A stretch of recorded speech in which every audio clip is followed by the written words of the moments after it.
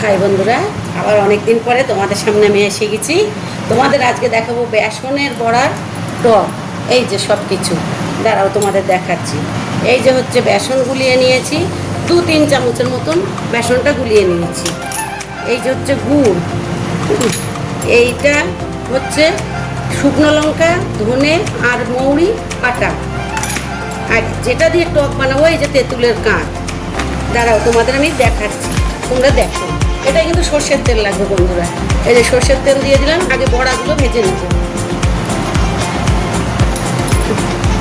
আমি কড়াই গরম করতে দিয়ে দিয়েছি, আগে বড়াগুলো আমি ভেজে নিই।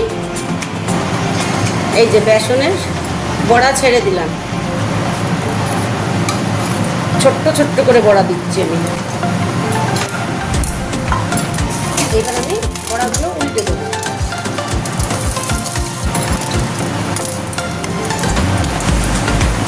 বড়াগুলো একটু লালচে লালচে হবে। এবার আর একবার উল্টে দিই। এবার বড়াগুলো আমার হয়ে গেছে, বড়াগুলোকে আমি নামিয়ে নিলাম। এবার এই তেলে আমি এই যে শুকনো লঙ্কাটা দেখালাম, ওই শুকনো লঙ্কাটা সম্বরা দেবো। আর দেবো এই যে এতটা মৌরি।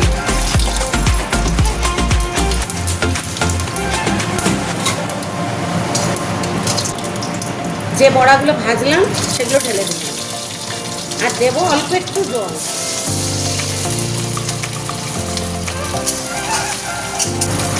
একটুখানি হলুদ, বেশি হলুদ লাগে না টকে। আর হচ্ছে আন্দাজ মতন নুন।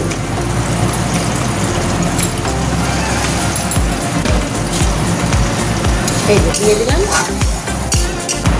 এইবার দেবো এই যে তেঁতুলের কাঠটা তোমাদের দেখিয়েছিলাম, বেশি না, এই 2 চামচ।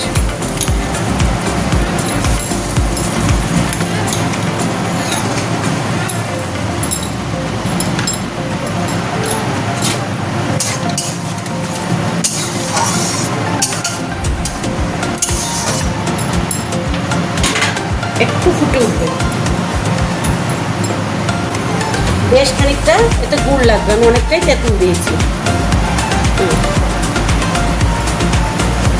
আর একটু দিয়ে দিলাম, এই গুড়টা গলতে দিতে হবে।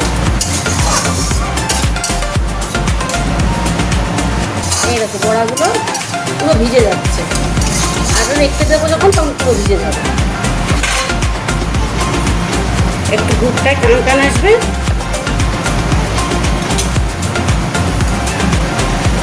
এবার দেবো হচ্ছে বেশ খানিকটা ওই ভাজা মশলাটা, যেটা শুকনো লঙ্কা, মৌরি আর ধনে আর জিরে বাটা আছে।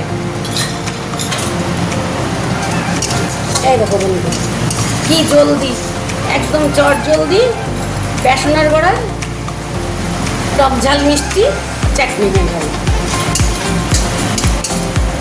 এই গরম ভাতে এটা দিয়ে খেয়ে দেখো, প্রচণ্ড গরম পড়েছে তো, খুব ভালো লাগে দুপুরবেলা খেতে। খেয়ে দেখো তোমরা।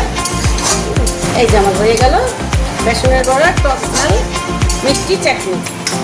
এই যে বন্ধু, হয়ে গেল আমার বেসনের বড়া টক ঝাল মিষ্টি চাটনি। তোমরা করে খেয়ে দেখো, গরম ভাতে এই দুপুরবেলার গরমে খুব ভালো লাগবে তোমাদের খেয়ে। আমার যতক্ষণ ভালো লাগবে তোমাদের তো নিশ্চয়ই ভালো লাগবে, ভালো লাগবে খেতে।